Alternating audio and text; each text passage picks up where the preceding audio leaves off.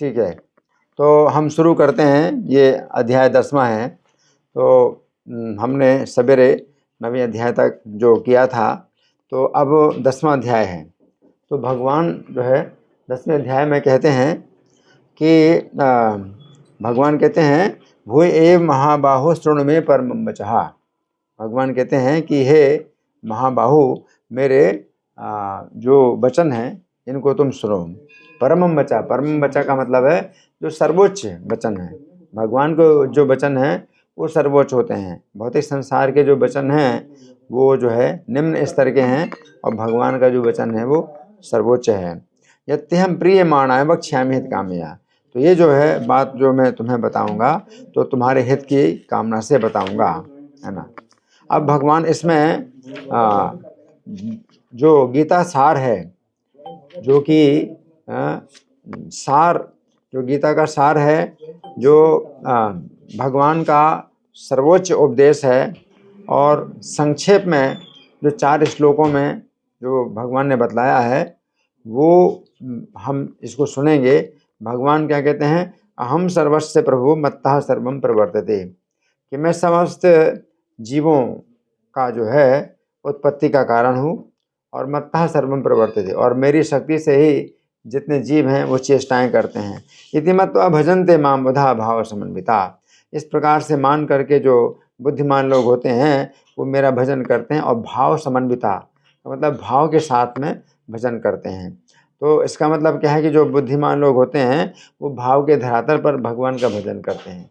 भगवान का भजन श्रद्धा के धरातल पर भी होता है, साधु संग के धरातल पर होता है। इस प्रकार से 9 धरातल हैं भगवान के भजन के। लेकिन जो बुद्धिमान होते हैं वो भाव के धरातल पर आ जाते हैं भजन करने के लिए। तो भाव का धरातल क्या है, प्रेम के धरातल से केवल मतलब उतने से ही नीचे है, बाकी सबसे ऊपर है भाव का धरातल।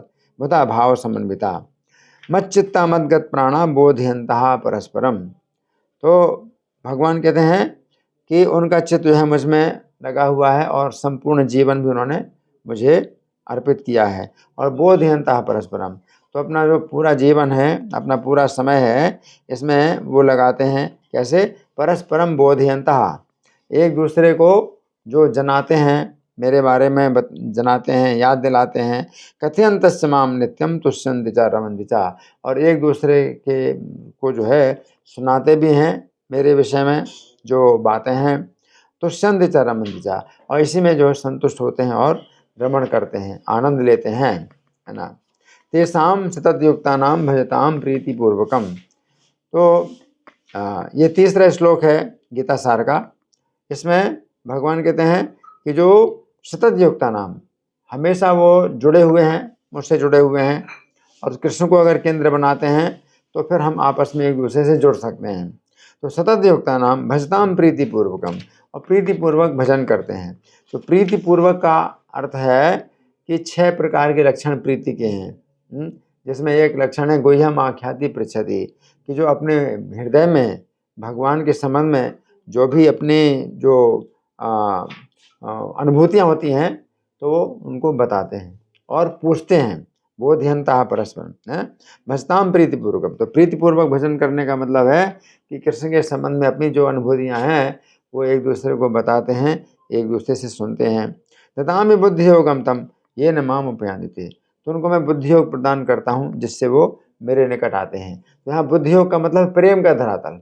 तो भाव के धरातल पर जब भक्त होते हैं और एक दूसरे के साथ में प्रीति के संबंध में जो है एक दूसरे से व्यवहार करते हैं, तो बुद्धि योग प्रदान करता हूँ जिससे वो मेरे निकट आते हैं। तो इसका मतलब है कि प्रेम का जो धरातल है उस पर वो आ जाते हैं।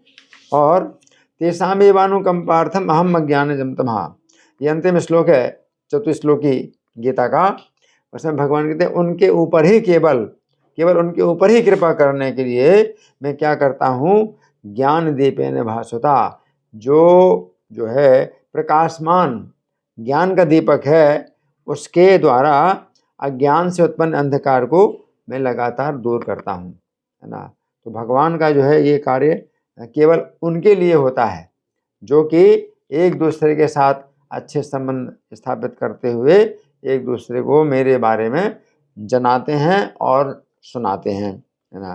तो इस तरह से जब भगवान ने ये बात कही तो अर्जुन फिर भाव विह्वल हो गए और भगवान का जो है उन्होंने जो है बहुत गुणगान किया।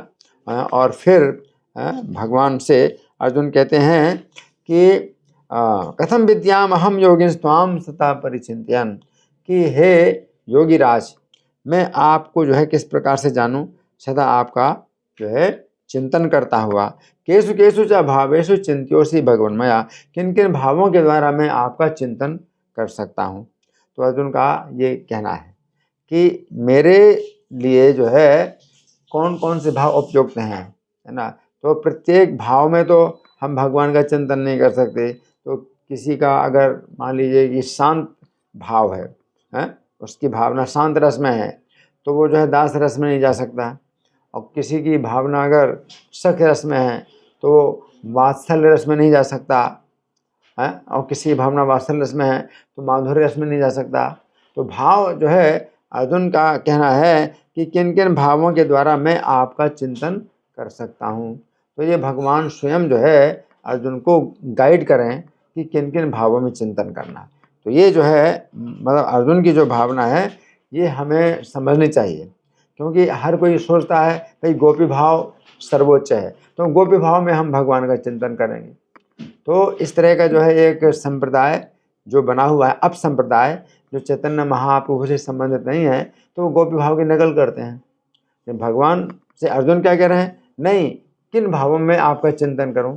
इसका मतलब है कि ये नहीं कि सबका अधिकार गोपी भाव में चिंतन करने का है, गोपी भाव या राधा भाव, है ना, तो अलग चीज़ है।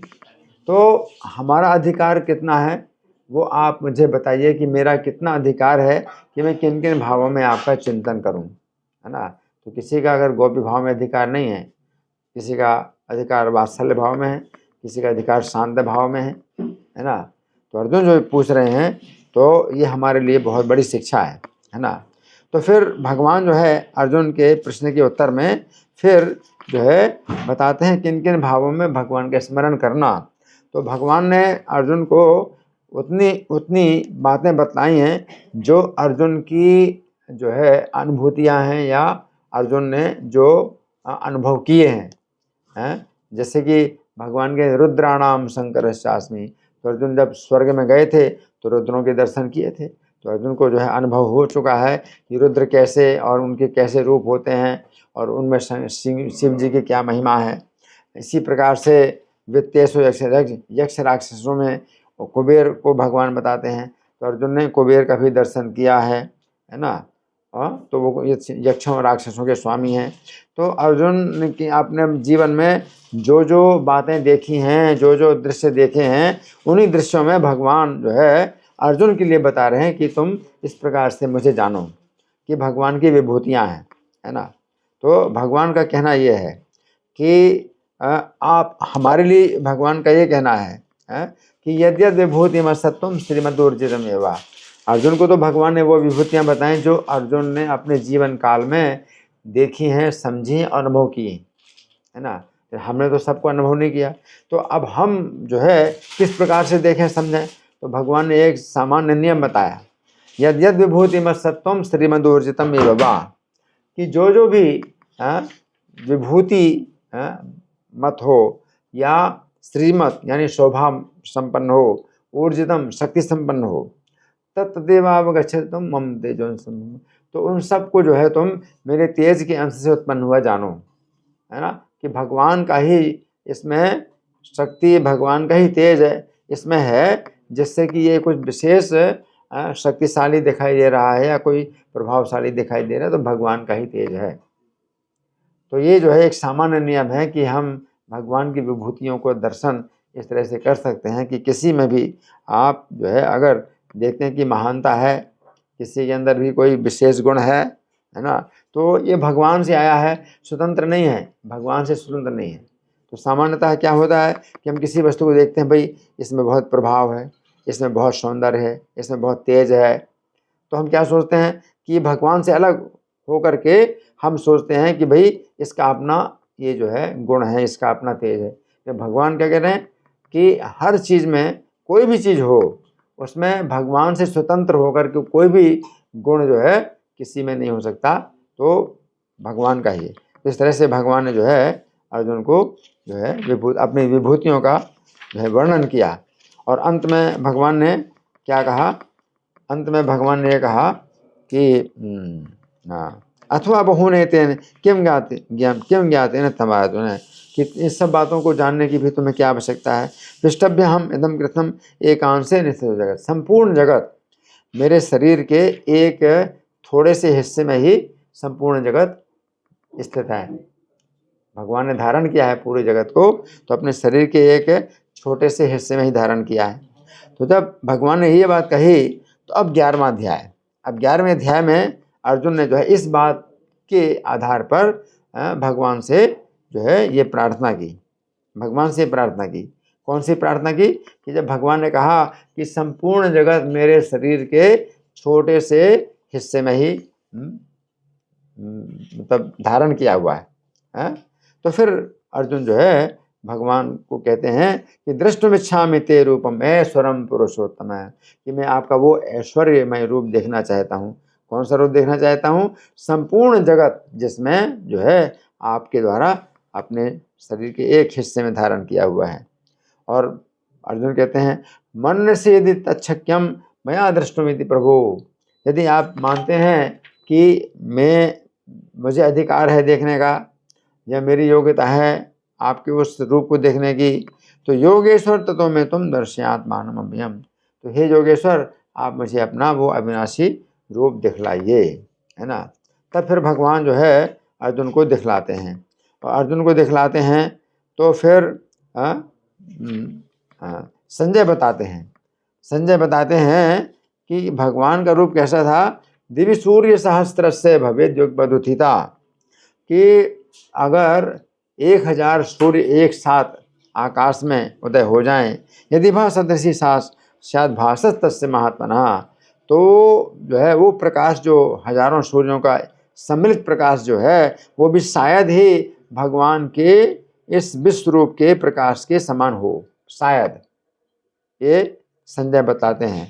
और इतना प्रकाश हम तो एक सूर्य का प्रकाश भी नहीं देख सकते अपनी आंखों से, तो भगवान ने पहले से कहा कि तुम इन नेत्रों से मेरे रूप को नहीं देख सकते हो। दिव्यम ददामि ते चक्षु पश्चिमे योगमेश्वरम, कि मैं तुम्हें दिव्य नेत्र प्रदान करता हूँ जिसके द्वारा तुम मेरे योग ऐश्वर्य को देखोगे, है ना।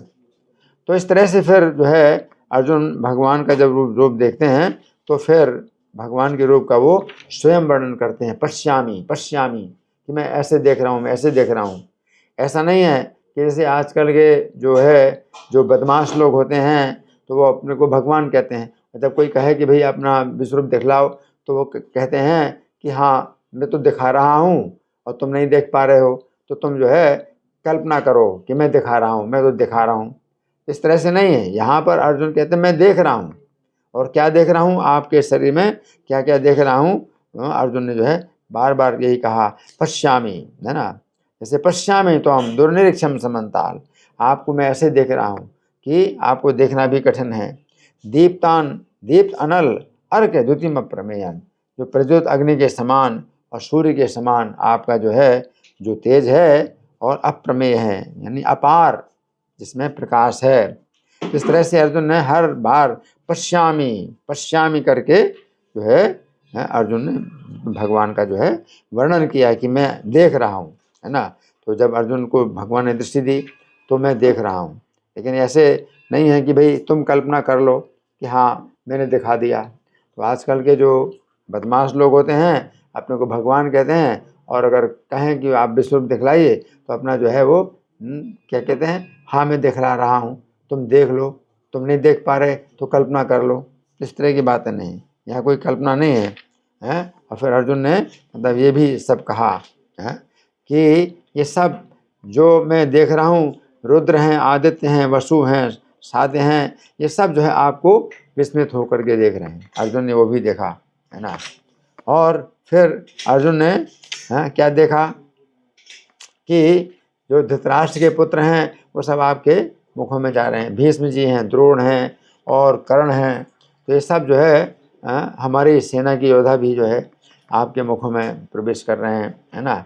लेकिन ये जो मुखों में प्रवेश कर रहे हैं तो ये इस प्रकार का नहीं है जैसे भयानक रूप कोई राक्षस दिखाता है और जो है बड़े बड़े हाथियों को या मनुष्यों को अपने मुंह में डालता है और हड्डी और खून का जो है वो दृश्य दिखाई पड़े और बड़ा अशुद्ध दिखाई पड़े। भगवान का जो रूप है वो बहुत पवित्र है। भगवान का रूप बहुत सौंदर्य में और जो है अद्वितीय है और तेज है, प्रकाश है और बहुत पवित्रता है। तो भगवान के रूप में जो है ये सब जो जा रहे हैं उनके मुख में जा रहे हैं, तो ऐसा नहीं हो रहा है कि उनके शरीर में खून और मांस निकल रहा हो और वो जो है बाहर भी खून और मांस जो है मतलब वो बह रहा हो उनके मुखों से, ऐसा नहीं है। बल्कि कैसा है कि यथा प्रदीप्तम दुरन्नम पतंगा विसंधि नाशाय समृद्धि रहेगा। जैसे पतंगे प्रज्वलित आग में जब प्रवेश करते हैं तो उनका खून और मांस कुछ भी नहीं होता, वो सब क्या हो जाते हैं, वो बिल्कुल भस्म हो जाते हैं, है ना। तो भगवान का जो है वो जो विनाशकारी ये जो रूप है वो भी पवित्र है, उसमें कोई अशुद्धि है, उसमें दुर्गंध नहीं आ रही है। क्योंकि पतंगे जैसे अग्नि में गिरते हैं तो फिर उनका जो है वो हड्डी और खून और मांस सब क्या हो जाता है, अग्नि में ही भस्म हो जाता है। तो भगवान के मुख में वो जो है वो नहीं जा रहे कि भगवान खून पी रहे हों या भगवान मांस खा रहे हों, ऐसा कुछ नहीं है। भगवान के मुख में वो उनका जो शरीर है वो भस्म हो जाता है। वो भस्म भी जो है क्या है कि भस्म भी जो है हाँ भस्म भी भस्म हो जाती, भस्म भी नहीं मिलती। भगवान का शरीर ऐसा है। तो इस तरह से उन्होंने मतलब अर्जुन ने वर्णन किया और फिर अर्जुन ने मतलब कहा कि मैं आपकी प्रवृत्ति नहीं जानता, मैं जो है आपको जानना चाहता हूँ, आप मुझे बताइए आप कौन हैं। तो फिर भगवान जो है बताते हैं कि मैं काल हूँ, है ना। और मैं जो है इस समय क्या हूँ कि इन सब जो सैनिक हैं इन सब का विनाश करने के लिए मैं जो है प्रवृत्त हुआ हूँ, मैं तैयार हो चुका हूँ। तो अगर तुम नहीं युद्ध करोगे तो अभी ये जो है मारे जाएंगे, ये नहीं बचेंगी, भगवान ये बताते हैं। और फिर भगवान कहते हैं निमित्त मात्रम भव सव्यसाची, कि तुम जो है केवल निमित्त मात्र बनो। अगर तुम जो है अगर चाहते हो तो मेरी आज्ञा से तुम क्या करो, तुम खड़े हो जाओ, तुम यश प्राप्त करो और शत्रुओं को जो है जीरो। तो भगवान यहाँ इनको शत्रु बतलाते हैं, जिनको अर्जुन कुटुंबी कह रहे हैं कि हमारे कुटुंबी हैं, तो भगवान इनको जो है शत्रु बताते हैं। और ये हमेशा भगवान ने ये बताया, क्योंकि जो धर्म को नष्ट कर रहे हैं, धर्म के विरुद्ध कार्य कर रहे हैं, तो वे जो है अपने कुटुंबी अपने जो है वो नहीं है, बल्कि वे जो है शत्रु हैं। मया वे तेने ताम पूर्व में, मेरे द्वारा ये सब मारे गए हैं, तुम केवल निमित्त मात्र बनो। तो इस प्रकार से फिर भगवान अर्जुन को जब उपदेश देते हैं तो अर्जुन जो है फिर भगवान की स्तुति करते हैं और भगवान का जो है गुणगान करते हैं। और इस तरह से फिर भगवान ये बताते हैं जन्मे तो दन्य न दृष्टि पूर्वम, कि तुम्हारे अतिरिक्त और ये रूप जो है किसी ने नहीं देखा। तो भगवान कहते मनुष्य लोग के कि मनुष्य लोग में निर्लोके, है ना। तो मनुष्यों में जो है किसी ने भगवान का ये रूप नहीं देखा, है ना। तो ये भगवान ने मतलब बताया, है ना, अर्जुन को। तो अर्जुन विशेष कृपा पात्र हैं भगवान के, जो भगवान ने अपना ये रूप दिखलाया, है ना। और फिर भगवान जो है अर्जुन से कहते हैं कि तुम व्यथा मत करो, क्योंकि अर्जुन कहते हैं कि मैंने आपको जो है अपना सखा मान करके आपको जो हे कृष्ण, हे यादव, हे सखे, इस प्रकार से आपको संबोधन किया, तो मैं आपसे क्षमा मांगता हूँ इसके लिए। तो भगवान यहाँ पर कहते हैं कि तुम्हें व्यथा नहीं होना चाहिए और इस प्रकार की मूर्खता नहीं होना चाहिए, है ना। तुम मेरे इसी रूप को फिर से देखो। तो भगवान का कहना है कि मैं तुम्हारा सखा पहले से था और अभी भी तुम्हारा सखा हूँ, और ये जो मैंने रूप दिखाया अपना, तो ये तो मतलब मैं बाद में हूँ, पहले तुम्हारा सखा हूँ। तो भगवान अर्जुन के साथ में जो अपना सखा का जो संबंध है उसको किसी प्रकार से भी कम नहीं मतलब कर रहे हैं, बल्कि सखा के रूप में ही मैं जो है तुमको इसलिए दिखा रहा हूँ क्योंकि मैं तुम्हारा सखा हूँ। जैसे कोई मित्र है, अपने मित्र से कुछ बात कहे तो मित्र जो है अपना वो काम करता है। तो भगवान तो अर्जुन के सखा हैं, इस कारण से अर्जुन को ये विश्व रूप दिखलाया। अब अर्जुन सोच रहे हैं कि मैंने अपराध कर दिया कि मैंने आपको अपना सखा माना, तो भगवान कहते हैं कि ऐसी बात नहीं है। तो इस तरह से फिर अर्जुन जो है भगवान को जो है बताते हैं कि आपका जो मनुष्य रूप मैंने देखा, तो अब मैं जो है स्वभाव में, अपने स्वभाव में स्थित हो गया हूँ। तो वास्तव में भगवान जो है इस रूप में, जो मनुष्य रूप है भगवान का, तो ये शाश्वत रूप है। भगवान मनुष्य रूप में भक्तों के साथ में अपने संबंध बनाए हैं, तो ये उनका शाश्वत रूप है। और जो विश्व रूप है, ये केवल भगवान ने अपना दिखलाया ऐश्वर्य, है ना। फिर 12वां अध्याय है भक्ति योग। तो भक्ति योग में फिर अर्जुन ने ये प्रश्न किया, क्या प्रश्न किया कि एक तो भक्त लोग होते हैं आपके, जिस प्रकार से आपकी गुणगान करते हैं और आपके श्रवण में, कीर्तन में लगे रहते हैं, तो वे ज़्यादा आगे हैं योग में, वो ज़्यादा उन्नत हैं, या फिर अप्यक्षरम अव्यक्तम, या अक्षर और अव्यक्ति की जो उपासना करते हैं वे ज़्यादा योग में उन्नत हैं। तो भगवान ने स्पष्ट कहा कि जो मुझ में मन को आवेशित करके और नित्य मेरे संबंध में जो करते हैं, उपासना करते हैं और परम श्रद्धापूर्वक मेरी उपासना करते हैं, तो वे योग में सबसे ज़्यादा उन्नत हैं। परंतु अक्षर और अव्यक्त की उपासना करते हैं, इंद्रियों को जो है बस में करके, तो वे भी मुझे प्राप्त करते हैं सर्वभूत हितेरा। परंतु उस मार्ग में क्लेश अधिक है, उस मार्ग में क्लेश अधिक है ना। इस मार्ग में जो है बड़ी आसानी से भगवत प्राप्ति हो जाती है, वो शॉर्टकट है, सीधा है, कि जो भक्ति जो शुरू में होती है, भगवान को अपना मान लीजिए कि स्वामी मान करके, सखा मान करके जो भक्ति होती है, तो ये शुरू में जो होती है, और वही जो है परिपक्व अवस्था में भी उसी प्रकार से भगवान के संबंध बने रहते हैं। जबकि इसमें क्या है, अक्षर अव्यक्त से जो है फिर उसको आगे बढ़ना होता है ना। तो वो जो है फिर ब्रह्म का साक्षात्कार करेगा, ब्रह्म ज्योति का, उसके बाद परमात्मा का साक्षात्कार करेगा, फिर भगवत साक्षात्कार करेगा। तो इसलिए इसमें बहुत क्लेश है। तो भगवान इसका जो है वर्णन करते हैं कि जो भक्ति है, तो भक्ति जो है सबसे ज़्यादा सरल है।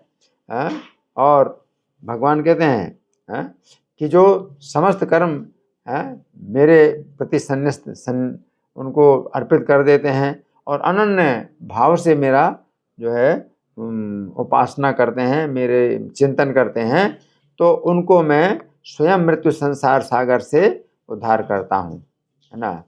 तो जब भगवान स्वयं उद्धार करते हैं संसार सागर से, तो ये कार्य बहुत आसान हो जाता है। और जब कोई व्यक्ति अव्यक्त और अक्षर और अव्यक्त निराकार की उपासना करता है, तो उसमें उसको क्लेश क्यों उठाना पड़ता है? क्योंकि वो भगवान की कृपा की कल्पना नहीं कर सकता कि निराकार के रूप में भगवान जो है फिर क्या करेंगे, वो तो निष्क्रिय हैं, वो तो कृपा करेंगे नहीं।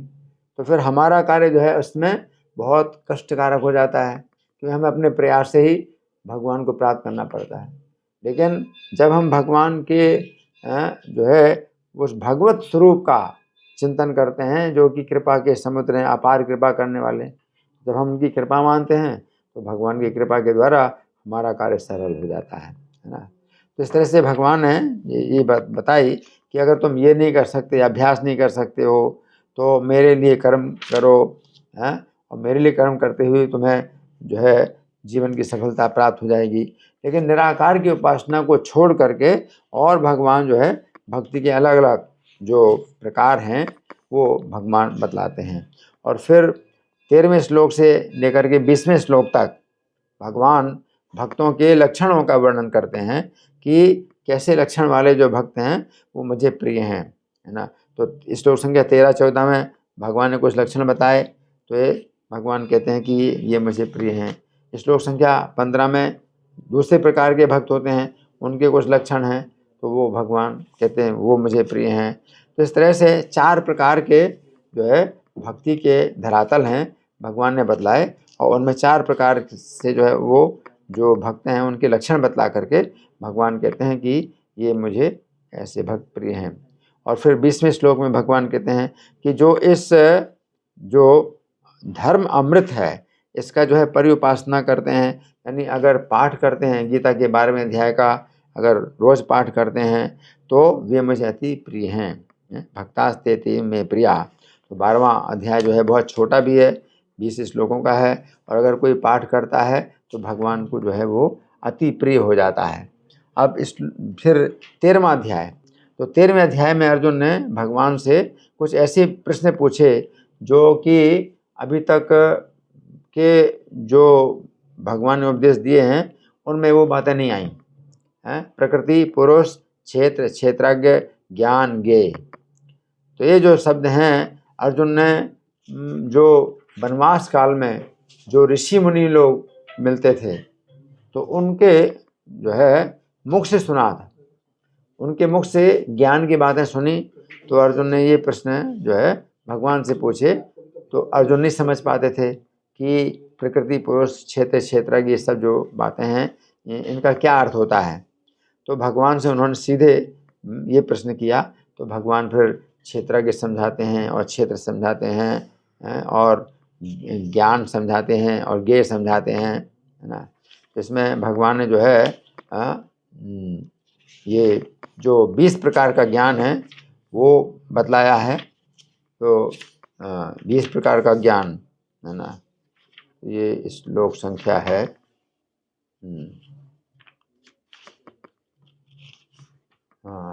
8 से लेकर के 12 तक, जिसमें अमानित्वम से शुरू होता है कि जो है अभिमान का भाव, और अदम्भित्वम का मतलब है दंभ का अभाव, है ना। और जो 20वां ज्ञान है अध्यात्म ज्ञान, नित्यत्वम तत्व ज्ञानार्थ दर्शनम। कि अध्यात्म ज्ञान में हमेशा जब कोई व्यक्ति अपने चित्त को लगाए रखता है और इसमें तत्व ज्ञान के अर्थ का दर्शन करता है, यानी श्री कृष्ण के तत्व को जो जान लेता है, तो ये ज्ञान की सर्वोच्च अवस्था है। तो शुरुआत होती है अभिमान के अभाव से, ज्ञान की शुरुआत होती है, और ज्ञान के जो सर्वोच्च स्थिति है वो तत्व ज्ञान, यानी कृष्ण के तत्व को जो जान लेता है। इस तरह से भगवान ने 20 प्रकार का ज्ञान बतलाया है। और फिर ज्ञेय का वर्णन किया। तो ज्ञेय का मतलब है जिसको जानना चाहिए, और जानना किसको चाहिए, श्री कृष्ण ही ज्ञेय हैं। तो उसी के लिए भगवान बताते हैं कि हृदय सर्वस्य विषितम, वो जो भगवान हैं जो ज्ञेय हैं, जो जिनको जानना चाहिए वो सबके हृदय में निवास करते हैं, है ना। तो इस तरह से भगवान ने प्रकृति, पुरुष और ज्ञान, ज्ञेय इन सब का जो है वर्णन किया। और फिर 13वां अध्याय है ना। तो 13वें अध्याय में फिर भगवान क्या कहते हैं, क्षेत्र क्षेत्रज्ञ एवं अंतरम ज्ञान चक्षुषा, है ना। तो क्षेत्र क्षेत्रज्ञ का जो अंतर है, जो ज्ञान नेत्र से समझ लेता है। तो क्षेत्र क्षेत्रज्ञ का अंतर का मतलब, क्षेत्र का मतलब है शरीर और क्षेत्रज्ञ का अर्थ है जीवात्मा। जीवात्मा और शरीर का जो अंतर है वो ज्ञान चक्षु से ही समझना होता है। हमारे पास कोई ऐसे यंत्र नहीं है कि हम प्रयोग करें कि क्षेत्र शरीर में और जीवात्मा में क्या अंतर है हम देख पाएँ। तो जीवात्मा को हम देख नहीं सकते, शरीर तो दिखाई पड़ता है लेकिन जीवात्मा को हम नहीं देख सकते। तो भगवान क्या कहते हैं कि ज्ञान नेत्र के द्वारा ही हम जीवात्मा का शरीर के साथ अंतर देख सकते हैं, कि जीवात्मा जो है नष्ट नहीं होता है और शरीर नष्ट होता है ना। तो भूत प्रकृति मोक्षम चाहिए मित्र यान्ति ते परम। तो वे जो है परम को प्राप्त करते हैं, यानी भगवान के धाम में जाते हैं। अब ये जो अध्याय 14 है, तो इस 14वें अध्याय में भगवान जो है प्रकृति के 3 गुणों का वर्णन करते हैं। और 3 गुणों का वर्णन जो भगवान करते हैं तो इसका महिमा बताते हैं कि अगर 3 गुणों को कोई समझ ले तो फिर क्या होता है, सर्गे पिनो जायन्ते प्रलये ना व्यथन्ति चा। तो वो जो है सृष्टि में फिर दोबारा जन्म नहीं लेगा और प्रलय काल के समय उसका जो है विनाश नहीं होगा, है ना। तो भगवान जो है 3 गुण, 3 जो प्रकृति 3 गुण हैं वो बतलाते हैं। और उसके पहले भगवान बताते हैं कि जितने भी जो जीव हैं, तो जिनको कि भौतिक शरीर प्राप्त हुआ है, तो वे जो है महद ब्रह्म से उत्पन्न होते हैं। महत ब्रह्म का मतलब भौतिक प्रकृति, और अहम बीज प्रदा पिता, मैं बीज प्रदान करने वाला पिता हूँ, है ना। तो फिर 5वें श्लोक से सतोगुण रजोगुण तमोगुण का भगवान वर्णन करते हैं, और भगवान कहते हैं कि रजोगुण तमोगुण सत्वगुण ये तीनों गुण कैसे हैं, एक बड़े जो है एक विशेष बंधन है। ये बंधन जो है, 3 गुणों का जो बंधन है, एक बहुत विशेष है कि ये जो शरीर है, जो अनित्य शरीर है, उसके साथ में जो नित्य जीवात्मा उसको बांध देते हैं। अब जीवात्मा नित्य है, अविनाशी है, और शरीर जो है अनित्य है ना। ये प्रकृति 3 गुण ऐसे विशेष हैं कि जो जीवात्मा है वो इस शरीर से बंध जाता है। जब बंध जाता है तो वो फिर जो है शरीर से छूट नहीं सकता, क्योंकि बंधा हुआ 3 गुणों से बंधा हुआ है जीव, है ना। और ये 3 गुणों का जो बंधन है फिर भगवान जो है बतलाते हैं। क्या कैसे छूट सकता है जीवात्मा? अपने प्रयास से नहीं छूट सकता है। कैसे छूट सकता है? भगवान कहते हैं ये माम च व्यभिचारेण भक्ति योगेन सेवते, कि जो अव्यभिचारी भक्ति योग के द्वारा मेरी सेवा करें। तो भक्ति योग कैसी होना चाहिए? जिसमें व्यभिचार ना हो। व्यभिचार का मतलब क्या है कि जैसे कोई स्त्री है तो अगर वो अपने पति को छोड़ करके अन्य पुरुष की सेवा करती है तो वो व्यभिचारिणी होती है ना। तो भक्ति में व्यभिचार नहीं होना चाहिए। इसका मतलब है कि भक्ति हमें केवल कृष्ण की करनी है, अन्य देवताओं की भक्ति नहीं करनी। अन्य देवताओं का हम सम्मान कर सकते हैं, है ना, लेकिन जहाँ तक भक्ति की बात होती है तो भक्ति केवल कृष्ण के संबंध में ही होती है और किसी देवताओं के संबंध में नहीं होती। कोई देवताओं के अगर संबंध में अगर भक्त होते हैं, ये पिन्न देवता भक्ता, अन्य देवताओं के भक्त हैं, तो वो मेरे पूजा कर रहे हैं लेकिन अविधि पूर्वक कर रहे हैं, है ना। तो भक्ति का जो शब्द है ये भगवान के ही लिए प्रयुक्त होता है, तो इसको अव्यभिचारिणी भक्ति कहें या अनन्य भक्ति कहें। अनन्य भक्ति का मतलब है कि कृष्ण की भक्ति के अलावा अन्य देवताओं की भक्ति नहीं होना चाहिए, है। और अव्यभिचारिणी भक्ति का मतलब है कि भक्ति में व्यभिचार नहीं होना चाहिए। तो व्यभिचार का भी मतलब यही है, अन्य देवताओं की भक्ति करते हैं, कृष्ण की भक्ति करते हैं, अन्य देवताओं की भी भक्ति करते हैं, तो वो क्या हो गया? व्यभिचार हो गया। व्यभिचारिणी स्त्री जो है अपने पति की भी सेवा करती है, दूसरे पुरुषों की भी सेवा करती है, तो व्यभिचारिणी कहलाती है। तो ये निंदा की बात है। तो इस तरह से भगवान ने जो है ये बात बताई है और अंत में कहा कि ब्रह्मणो ही प्रतिष्ठाम अमृतस्यामि सदा, कि जो ब्रह्म है, जो निराकार ब्रह्म है, उसकी प्रतिष्ठा में वो मुझ पर ही आश्रित है। शाश्वत से धर्म से, शाश्वत धर्म भी, यानी कृष्ण की भक्ति में ही जो है शाश्वत धर्म भी है, और सुख से एकांत से, और सर्वोच्च सुख भी अगर है तो कृष्ण की भक्ति में ही है। तो यहाँ पर 14वां अध्याय समाप्त होता है। इसके बाद फिर 15वां अध्याय शुरू होता है ना। तो 15वां अध्याय में भगवान जो है ये जो भौतिक जगत है इसकी तुलना करते हैं एक ऐसे वृक्ष से, एक ऐसे वृक्ष से तुलना करते हैं जो कि क्या है, ऊपर उसकी जड़ें हैं और नीचे तना है ना। ऊपर जड़ें हैं और नीचे तना है। तो वो जो वृक्ष है तो इसमें हमें समझना चाहिए कि जैसे भौतिक संसार है तो इसकी तुलना कभी कभी जंगल से की जाती है। ये जंगल, संसार जंगल है ना। लेकिन जंगल तो केवल एक ही धरातल पर होता है, जंगल केवल एक ही धरातल पर होता है, लेकिन ये जो भौतिक संसार रूपी जंगल है ये कई धरातल हैं। तो 14 लोक हैं, तो ऊपर के भी जो लोक हैं, तो फिर अगर एक जंगल से अगर हम तुलना करते हैं तो वो जो है पर्याप्त नहीं है। वो तुलना पर्याप्त नहीं है कि जंगल का धरातल केवल एक ही है, जमीन में ही जंगल होता है, लेकिन यहाँ तो कई फ्लोर का है। ये जंगल कई फ्लोरों का है, 14 फ्लोर है।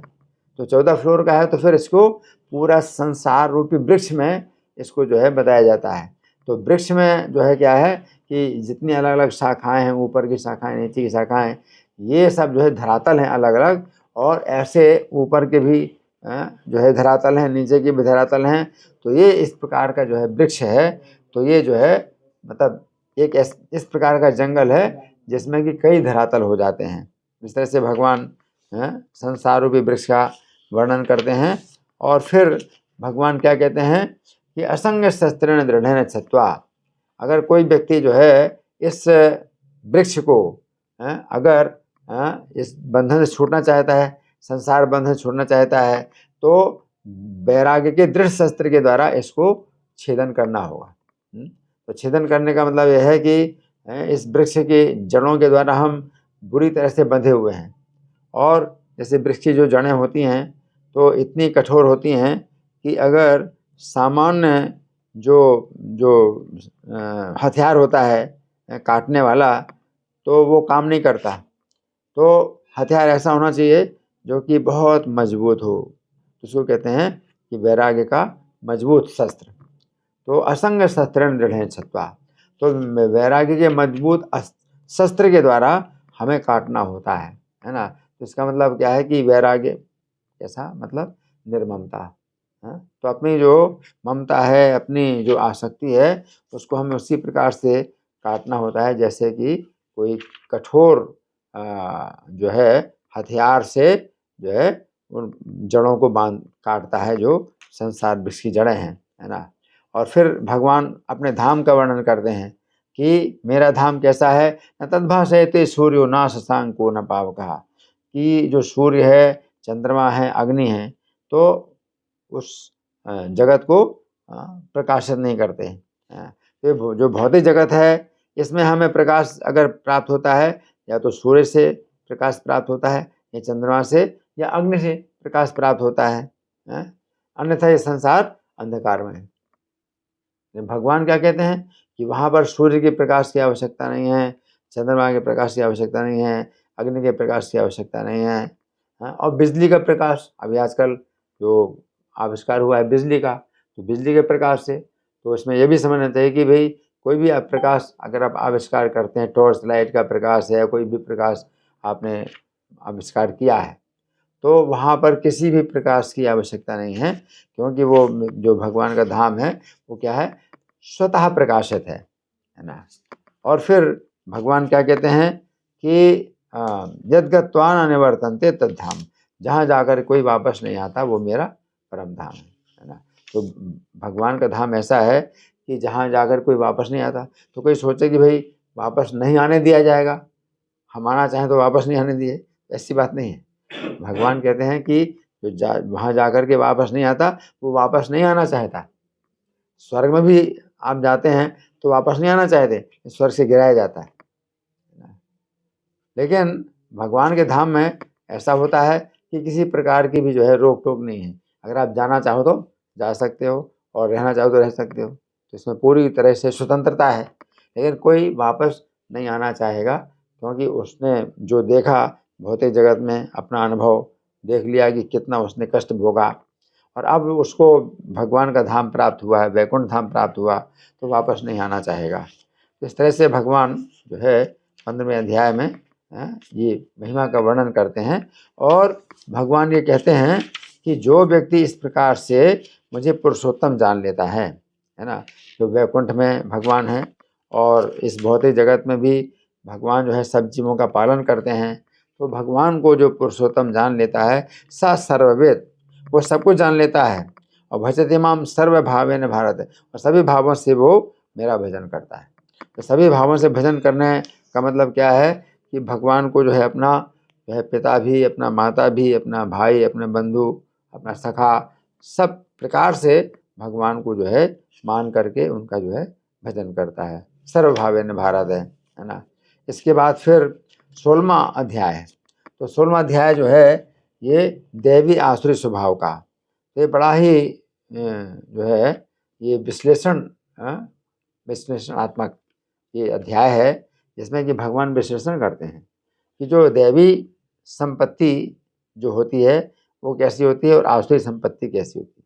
तो दैवी संपत्ति में भगवान ने 26 प्रकार के गुण बतलाए, जैसे अहिंसा, सत्य और अक्रोध है, यानी क्रोध का अभाव, और त्याग, शांति और अपैशन। तो ये सब जो लक्षण हैं भगवान ने बताए, 26 प्रकार के लक्षण, ये दैवी संपत्ति हैं।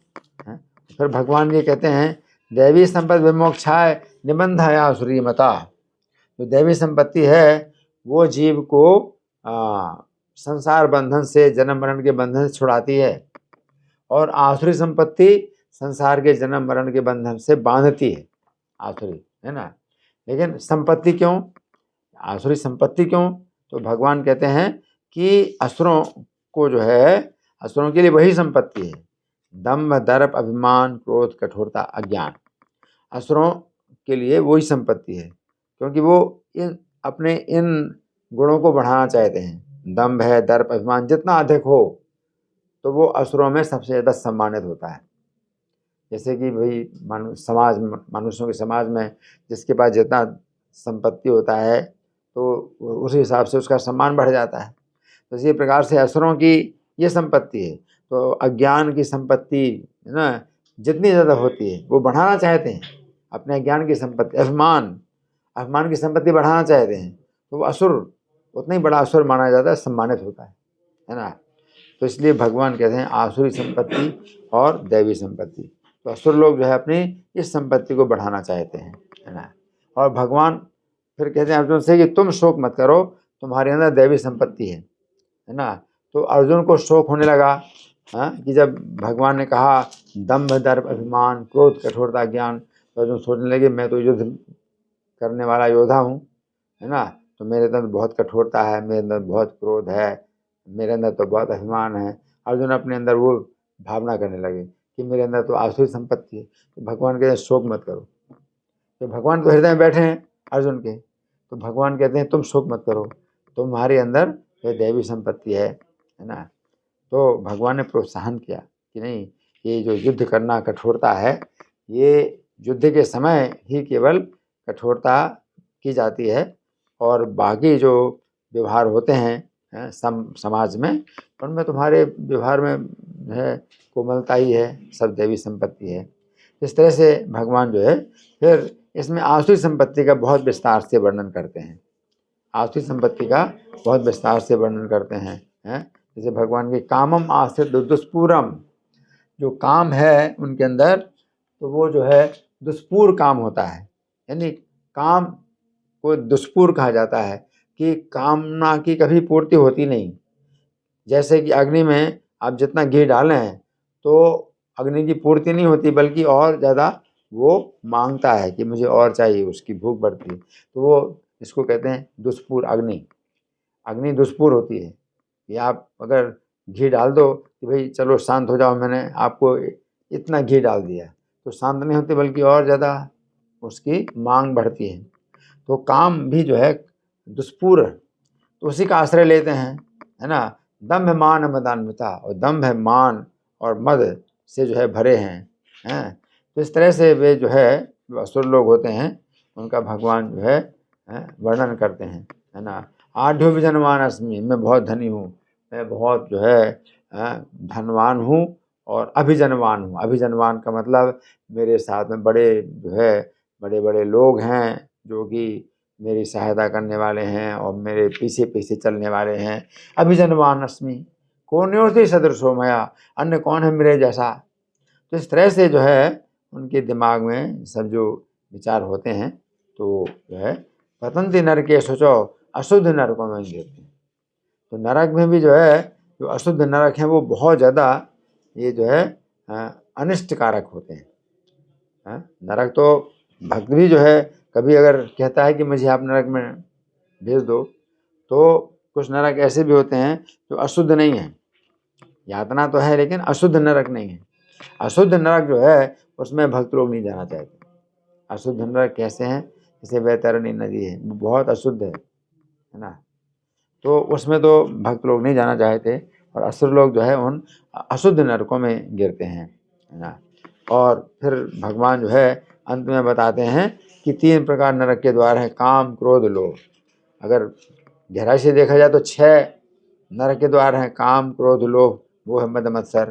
परंतु अगर मोटे तौर पे देखा जाए तो 3 नरक के द्वार हैं, काम क्रोध लोभ, है ना। तो इनसे अगर कोई व्यक्ति मुक्त हो जाए तो फिर वो स्वतः ही अपने कल्याण का आचरण करेगा और परम गति प्राप्त करेगा। तो अगर हम केवल यही सोचें कि मैं काम क्रोध लोभ से मुक्त हो जाऊं, ये शत्रु हैं, काम शत्रु, क्रोध शत्रु, लोभ शत्रु, मेरी इनसे रक्षा हो जाए, तो ये भी अगर हम भावना करते हैं तो इससे भी जो है हम भगवान की तरफ जो है हमारी दिशा बन जाती है। और फिर भगवान कहते हैं कि अगर हमें कुछ करना है, कोई कदम उठाना है कि हम आसुरी जो दिशा है उससे हम जो है मतलब दूर जाएं, तो तस्मात् शास्त्रम प्रमाणम ते, तो शास्त्र प्रमाण है, शास्त्र के अनुसार तुम्हें करना चाहिए कि क्या करना है और क्या नहीं करना। तो ये और ज्ञात्वा शास्त्र विधानोक्तम कर्म कर्तुम अर्हसि, शास्त्र की जो विधि है जो बताई गई है उसको जान करके तुम्हें कर्म करना चाहिए। इसके बाद फिर 17वां अध्याय है, तो 17वें अध्याय में अर्जुन ने ये प्रश्न किया कि जो शास्त्र विधि को छोड़ करके श्रद्धापूर्वक अगर कुछ करें पूजा तो उनकी निष्ठा क्या है। तो अर्जुन का जो प्रश्न है बड़ा उपयोगी है कि कई लोग जो है वो अपनी श्रद्धा को जो है मतलब बताते हैं कि हमारी ऐसी श्रद्धा है, हमारी वैसी श्रद्धा है, हमारी श्रद्धा है कि ये भगवान है, हमारी श्रद्धा है। तो ऐसे वो लोग बोलते हैं भाई तुम जिसको मान लो भगवान वही भगवान है, हमारी तो श्रद्धा है। तो इसको जो है लोग मतलब बड़ा जो है इसका गलत उपयोग करते हैं, हमारी श्रद्धा। तो श्रद्धा का मतलब क्या है, तो भगवान बताते हैं कि श्रद्धा का मतलब क्या है, ये शास्त्र के अनुसार जो बात बताई गई है उसमें जब आप मानते हैं कि भाई ये है तो उसको श्रद्धा कहते हैं। शास्त्र के विरुद्ध अगर आप कहते हैं मेरी तो ये श्रद्धा, मेरी वो श्रद्धा है ना, तो वो श्रद्धा नहीं है। भगवान कहते हैं दंभ अहंकार, उसको दंभ और अहंकार कहा जाता है। श्रद्धा का वो नाम देते हैं लेकिन श्रद्धा नहीं कहलाती है। अशास्त्र भेदम घोरम, और बिना शास्त्र के विरुद्ध बड़ी घोर तपस्या भी करें तो भी उनकी दंभ और अहंकार ही उसका होता है, इतनी कठिन तपस्या करने के बाद, है ना। और तान विध्यासो निश्यान, उनको निश्चित रूप से असुरी जानो। ये नहीं कि भाई बहुत बड़ी तपस्या कर रहे तो फिर बहुत बड़े महात्मा हैं, बहुत बड़ी तपस्या कर रहे हैं। तो हिरण्यकशिपु जैसे लोग भी तपस्या करते हैं, परंतु वो जो है बहुत बड़ा असुर था, इतनी बड़ी तपस्या की उसने, है ना। वो बिल्कुल असुर था, तो शास्त्र के विरुद्ध है। वो चाहता है कि मैं जो है ईश्वर बन जाऊं, तो अपनी अपनी श्रद्धा उसने यही श्रद्धा बनाई कि मैं ही ईश्वर हूँ, मेरी श्रद्धा है कि मैं ही ईश्वर हूँ मैं भगवान बन जाऊं, तो मेरे ऊपर कोई नहीं, मैं ब्रह्मा का पद मैं पा लूँगा, मैं सब सृष्टि के नियम सब बदल दूंगा, ब्रह्मा ही सबसे बड़ा है ना। तो श्रद्धा, ब्रह्मा जी बड़े नहीं हैं, ब्रह्मा जी कहते हैं कि भगवान बड़े हैं और भगवान के नाभि कमल से उत्पन्न हुए, है ना। लेकिन नहीं, मेरी श्रद्धा है कि ब्रह्मा ही सबसे बड़े हैं, और ब्रह्मा का पद अगर सबसे बड़ा है तो मुझे ब्रह्मा का पद चाहिए, है। तो ब्रह्मा का अगर पद बड़ा है, अविनाशी, ये भी मान अविनाशी पद है, तो ब्रह्मा जी को हटा करके तो फिर तुम ब्रह्मा कैसे बन सकते हो। और फिर मैं ब्रह्मा बन जाऊँ तो फिर मैं अविनाशी बनूँ, फिर मुझे कोई नहीं हटाएगा। इस तरह के जो है उनके जो सिद्धांत होते हैं ये सब जो है वो होते हैं, है ना। तो भगवान फिर इस अध्याय में जो है सात्विक 3 गुणों में तपस्या का वर्णन करते हैं, दान का वर्णन करते हैं, भोजन का वर्णन करते हैं, और 3 गुणों में भगवान यज्ञ, तपस्या, दान और भोजन, इन सब का वर्णन करते हैं, है ना। उसके बाद फिर भगवान बताते हैं कि वेदों में भगवान के जो नाम हैं ओम तत्सत, ये नाम मिलते हैं। शास्त्रों में, पुराणों में तो भगवान के लीला के अनुसार बहुत से नाम मिलते हैं, लेकिन वेदों में भगवान के जो नाम मिलते हैं वो 3 नाम मिलते हैं, ओम तत्सत। इनकी व्याख्या भगवान 17वें अध्याय में करते हैं। इसके बाद फिर 18वां अध्याय, है ना। तो 18वां अध्याय में भगवान जो है अर्जुन प्रश्न करते हैं भगवान से। तो अर्जुन क्या प्रश्न करते हैं कि संन्यास का तत्व मैं जानना चाहता हूँ, त्याग का तत्व अलग से जानना चाहता हूँ। तो संन्यास का तत्व और त्याग का तत्व, तो कभी भगवान संन्यास शब्द का प्रयोग करते हैं, कभी त्याग शब्द का प्रयोग करते हैं। तो अर्जुन कहते हैं कि इनको मैं अलग से जानना चाहता हूँ कि संन्यास का अर्थ क्या है, त्याग का अर्थ क्या है, मतलब अंतर समझते हुए जो है अर्जुन संन्यास और त्याग के तत्व को जानना चाहते हैं, है ना। तो फिर भगवान ने मतलब बताया कि अंतर क्या है। जो काम कर्मों का जो संन्यास है उसको संन्यास कहते हैं कि अगर हम त्याग देते हैं जो काम कर्म उनका संन्यास त्याग देते हैं तो वो जो है संन्यास कहलाता है। और सर्व कर्म फल त्यागम प्राहुस त्यागम दक्षिणा, परंतु त्याग में क्या है कि कर्म तो सब किए जाते हैं जो अपने वर्ण और आश्रम के अनुसार जो कर्म हैं निश्चित किए गए हैं उनको किया जाता है, लेकिन फल का त्याग किया जाता है तो त्याग कहलाता है ना। तो संन्यास की विधि में क्या है, त्याजम दोष के कर्म प्राहुर मनीषिणा। संन्यास की विधि में क्या है कि सब प्रकार के कर्मों को त्यागना है और एकांत में रह करके केवल ध्यान करना है, तो संन्यास की विधि है। लेकिन त्याग की विधि में ऐसा नहीं है। यज्ञ दान तपस्या के जो कर्म है वो नहीं त्यागे जाते हैं, और त्याग में फिर भगवान ये भी बताते हैं यज्ञ दान तपस्या के जो कर्म है उनको नहीं त्यागना है ना। और साथ साथ और क्या है कि इनके अलावा यज्ञ दान तपस्या के अलावा जो दूसरे अपने कर्म हैं, जो नियत कर्म हैं, जो कि अपने वर्ण के अनुसार क्षत्रिय ब्राह्मण क्षत्रिय वैश्य शूद्र के अनुसार जो कर्म है वो भी करना है।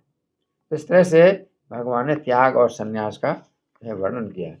फिर त्याग का वर्णन जो है भगवान बहुत विस्तार से करते हैं, और श्लोक संख्या कितनी है जो कि भगवान करते हैं त्याग का वर्णन, है ना। तो त्याग के वर्णन में भगवान ने जो है 3 प्रकार के कर्मों का भी वर्णन किया, और 3 प्रकार के ज्ञान का वर्णन किया, 3 प्रकार की बुद्धि का वर्णन किया, 3 प्रकार के सुख का वर्णन किया, 3 प्रकार की धृति का वर्णन किया, है ना। तो ये सब जो है भगवान करते करते फिर भगवान त्याग के ही इस विषय में फिर 4 वर्णों के जो स्वाभाविक कर्म हैं उनका भी वर्णन करते हैं कि ब्राह्मण के स्वाभाविक कर्म क्या हैं, क्षत्रिय के और वैश्य के और शूद्र के स्वाभाविक कर्मों का वर्णन करते हैं। और इसके बाद भगवान कहते हैं कि स्वकर्मणा तमभ्यर्च्य सिद्धि विन्दति मानवा। अगर कोई व्यक्ति जो है सत्वगुण में इन कर्मों को करता है तो अपने उन कर्मों से वो भगवान की पूजा करते हैं, पूजा करते हुए जीवन की मनुष्य जीवन की सफलता प्राप्त कर लेता है ना। तो ये जो है त्याग के संबंध में भगवान ने ये सब वर्णन किया कि इसमें अपने कर्म में दोष हो तो भी जो है उस कर्म को नहीं त्यागना चाहिए। जैसे क्षत्रिय का कर्म है, इस समय अर्जुन के सामने जो क्षत्रिय का जो कर्म है वो सामने आ गया है, तो उसमें जो दोष है तो दोष होने के बाद भी नहीं त्यागना चाहिए, है ना। तो ये भगवान ने मतलब बतलाया, है ना।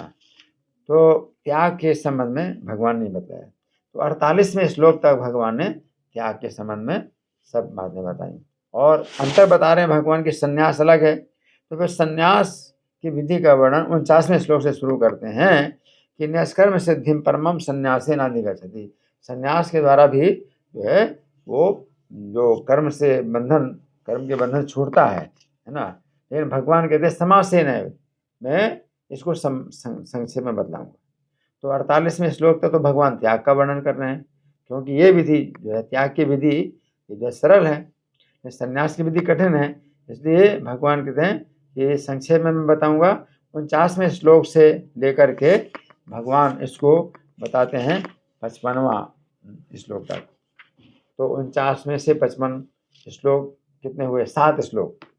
तो 7 श्लोकों में भगवान संन्यास का वर्णन करते हैं, और उसमें भी जो है ध्यान की विधि से और बिल्कुल एकांत में रह करके वो जब अभ्यास करता है ध्यान का तो ब्रह्मभूत अवस्था में आ जाता है, और फिर समान सब प्राणियों में समानता का अभ्यास करता है तो परमात्मा का साक्षात्कार करता है, और परमात्मा के साक्षात्कार से फिर मद भक्ति में फिर भगवान की भक्ति में आता है।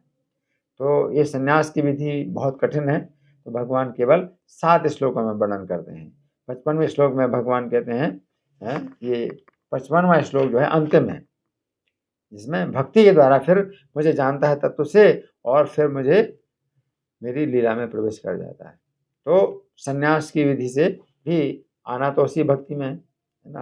और त्याग की विधि से क्या है कि व्यक्ति जो है एकांत में उसको रहने की जरूरत नहीं होती है, वो अपने समाज में और अपने परिवार में रहते हुए भी वो भगवान की प्राप्ति करता है। तो फिर भगवान अर्जुन को उपदेश देते हैं कि अपने चित्त से समस्त कर्मों को जो है मुझमें अर्पित करके और बुद्धि योगम उपासित मत चित्ता सत्यम भव। बुद्धि योग का उपास मतलब आश्रय लो। तो बुद्धि योग का आश्रय लो तो वो वही चीज़ है जो त्याग का जो तत्व है उसका जो है आश्रय लेकर के मत चित्ता सत्यम भव। तो हमेशा मुझ में चित्त लगाओ। तो संन्यास की विधि में वो ध्यान करता है और ध्यान में जो है बहुत कठिनाई से जो है उसको ध्यान की विधि अपनानी पड़ती है क्योंकि उस ध्यान की विधि में एकांत में रहना है। लेकिन यहाँ पर भगवान में अगर चित्त लगाना है तो भगवान में चित्त लगाने का एक बड़ा अच्छा उपाय है कि आपको ध्यान नहीं करना पड़ेगा। आप नाम लेते हैं तो नाम की शब्द ध्वनि आप सुनते हैं, नाम की शब्द ध्वनि आप मुझसे बोल रहे हैं। तो इस तरह से जो है भगवान में आप चित्त लगा सकते हैं बिना एकांत में ध्यान किए। एकांत में ध्यान करने के बिना भी आप जो है भगवान में चित्त बना सकते हैं। भगवान कहते हैं उसमें अगर चित्त लगाओगे तो समस्त कठिनाइयों से पार हो जाओगे। यदि अहंकार माश्रित नयोस्थिति मन से, अगर अहंकार का आश्रय लेकर के तुम मानते हो कि मैं युद्ध नहीं करूँगा, है ना, तो ये त्याग का ही तत्व है।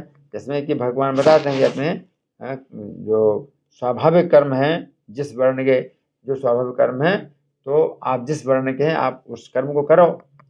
तो भगवान कहते हैं कि अगर तुम अहंकार के कारण तुम सोचते हो कि मैं युद्ध नहीं करूँगा, है ना, तो तुम्हारा ये निश्चय मिथ्या है, क्योंकि प्रकृति तुमको लगा देगी, है ना। तो प्रकृति जो है, जो क्षत्रिय का स्वभाव है, वो तुमको इस कर्म में लगा देगी, है ना। कर तुम ऐसे जन्म मोहात कर से विशोभित, मोह के कारण तुम नहीं करना चाहते, है ना। मोह के कारण क्या कि मैं बहुत अच्छा हूँ, मैं युद्ध नहीं करूँगा, मुझे राज्य नहीं चाहिए, मुझे विजय नहीं चाहिए, मुझे भोग नहीं चाहिए। तो तुम्हारा ये अहंकार है कि तुम ऐसा सोचते हो कि मैं युद्ध नहीं करूँगा, मैं क्यों युद्ध करूँ, मुझे राज्य नहीं चाहिए, भोग नहीं। तो क्षत्रिय का स्वभाव है युद्धे चापे प्लानम, युद्ध से नहीं भागना। जब वो ललकारेंगे तो तुम युद्ध करोगे। तुम्हारी इच्छा नहीं है विजय प्राप्त करने की, भोग प्राप्त, लेकिन क्षत्रिय का स्वभाव तो है, इसलिए कभी ललकारेगा कोई तो क्षत्रिय फिर जो है वो भाग नहीं सकता, है ना। तो भगवान कहते हैं कि तुम मोह के कारण जिस कर्म को नहीं करना चाहते हो विवश होकर के करोगे, है ना। और फिर ईश्वरा सर्वभूतानां हृदयस्य, परमात्मा की जो है बात भगवान बताते हैं, जो गुह्यतर उपदेश है कि ईश्वर सब प्राणी के हृदय में थे, है ना। उनकी शरण में जाओ, तमेव शरणम गच्छ। तो ये गुह्यतर ज्ञान, तो गुह्य ज्ञान है ब्रह्म ज्ञान कि हम शरीर नहीं हैं, हम आत्मा है। और गुह्यतर ज्ञान क्या है, परमात्मा ज्ञान कि सबके हृदय में जो है परमात्मा के रूप में जो है वो परमेश्वर निवास करते हैं, उनकी शरण में जाना है। तो भगवान ने परमात्मा के ज्ञान को फिर कहा, इति ज्ञानम आख्यातम गुह्यात गुह्यतरम मया, गुह्य से ज़्यादा गुह्यतर ज्ञान मैंने तुमको दिया। क्या, कौन सा? ईश्वर सबके हृदय में स्थित है, उनकी शरण में जाओ, ये गुह्यतर ना है। और फिर भगवान कहते हैं सर्व गुह्यतम भूया सुन में परमम बचा, कि सबसे गुह्यतम उपदेश है, अब तुम मेरे से सुनो, है ना। तो परमात्मा का ज्ञान है गुह्यतर और भगवत ज्ञान गुह्यतम। और भगवान के फिर से सुनो, क्यों फिर से सुनो, क्योंकि 9वें अध्याय में भगवान ने गुह्यतम जो ज्ञान है वो दे दिया था। और 4 बातों में मन मना भव मद भक्तो मदयाजी माम शुरू, तो जो 4 जो बिंदु हैं गुह्यतम ज्ञान के, वो भगवान 9वें अध्याय में बता चुके हैं।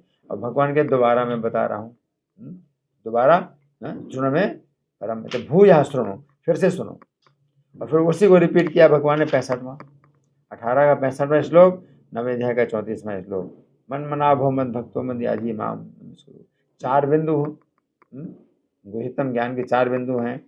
और माँ में वैसे सत्यम थे प्रतिजाने प्रियोस में, तो तुम मुझे प्राप्त करोगे। तो ध्यान योग में जाने की जरूरत नहीं है, संन्यास की विधि का पालन करने की जरूरत नहीं है, एकांत में है। और जो भोजन का भी बिल्कुल त्याग करने की जरूरत नहीं है, तो भगवान कहते हैं कि तुम मुझे प्रिय हो तो ये 4 प्रकार के कार्य करो। 4 प्रकार के कार्य बड़ी आसानी से आप कर सकते हैं। मुझे भगवान में मन लगाना है, भगवान के भक्त बनना है, भगवान का पूजन करना है, भगवान को नमस्कार करना है, एक बच्चा भी कर सकता है। तो भगवान जो है जितना सरल से सरल जो हो सकता है वो उपदेश गीता में दे रहे हैं, है ना। और भगवान कहते हैं कि मेरी शरण में आओगे तो मैं तुम्हें सब पापों से मुक्त कर दूंगा। तो फिर ये जो है गुह्यतम ज्ञान है, इसी के लिए भगवान कहते हैं कि जो तपस्वी नहीं है उसको नहीं बताना, जो भक्त नहीं है उसको नहीं बताना, जो सेवा नहीं करता या सुनना नहीं चाहता उसको नहीं बताना, जो मेरी निंदा करता है उसको नहीं बताना, भगवान ने मना किया है। परंतु जो मेरे भक्तों को बताएगा इस परम गुह्य उपदेश को, तो भक्त का मतलब ही है कि भक्ति की जो है वो में तपस्या भी होती है और उसमें शुश्रूषा भी होती है, और भगवान के जो है गुणों में कभी कोई ईर्ष्या नहीं करता, है ना। तो भक्त का, जब भगवान कहते हैं भक्त, तो इसका मतलब ये चारों जो दोष हैं उसके अंदर नहीं होते हैं। पहला दोष क्या है कि तपस्वी नहीं है, दूसरा दोष भक्त नहीं है, तीसरा दोष सुनना नहीं चाहता, और चौथा दोष भगवान की निंदा करता है। तो जो भक्त होता है तो वो चारों दोषों से मुक्त होता है। तो उसको अगर बताएं तो भक्तिमयी पराम कृत्वा मामे वैसे संस्या, मैं परा भक्ति प्राप्त करके मुझे प्राप्त करेगा, और बिना किसी संशय के। तो भगवान के भक्तों को बताना। तो इस समय क्या है कि कोई भक्त नहीं, अब हम ये उपदेश किसको दें? तो प्रभुपाद ने हमको जो है अब इस समय क्या पुस्तक वितरण के रूप में हमें ये कार्य दिया। तो जो भक्त नहीं है हम उनको भी भगवान का संदेश दे सकते हैं पुस्तक के रूप में।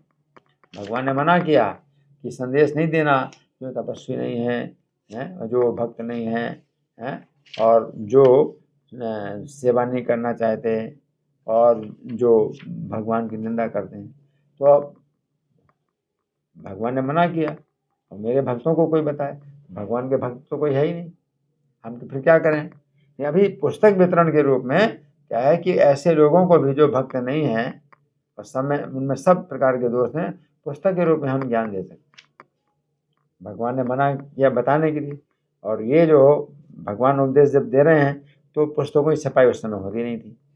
अब चूँकि पुस्तकों की छपाई शुरू हो गई तो पुस्तकों के रूप में जो है हम जो ज्ञान का उपदेश देंगे, तो हमारे आचार्य लोग जो है अब बताते हैं कि इसमें जो है कोई मनाही नहीं है, जो भगवान ने बताने के लिए मना किया।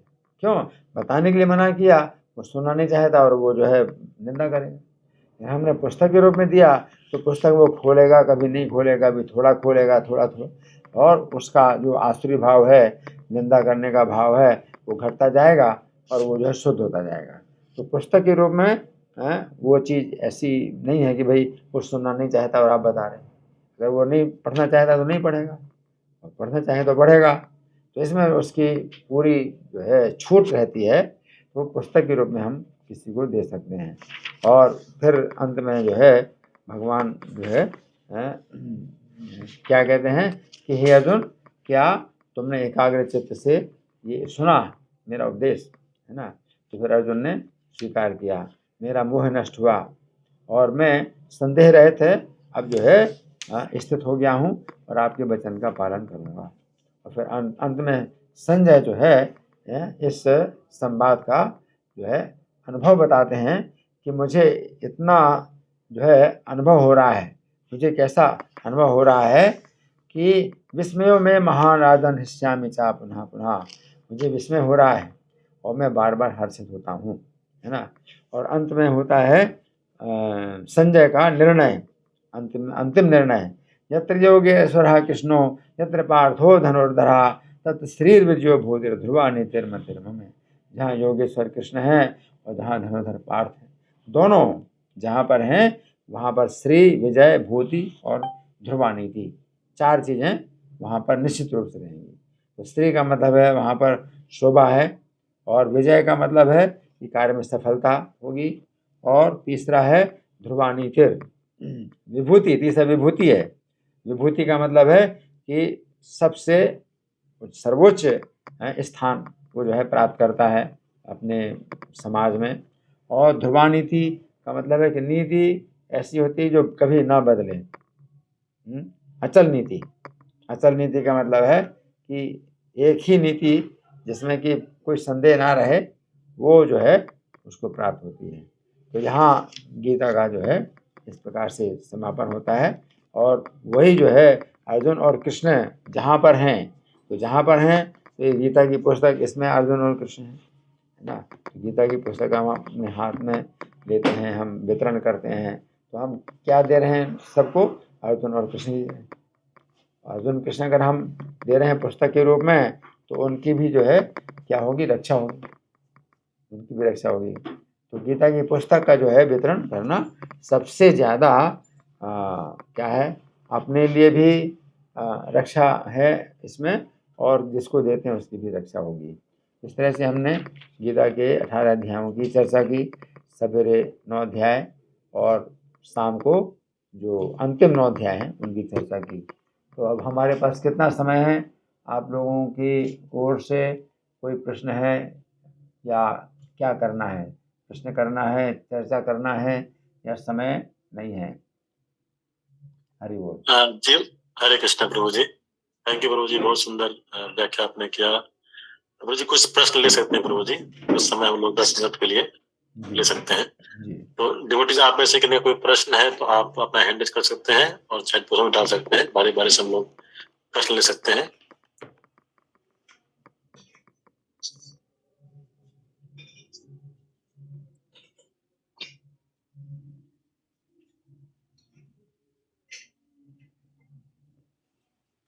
किन्हीं कोई प्रश्न है तो आप कृपया हैंड रेज कर लीजिए।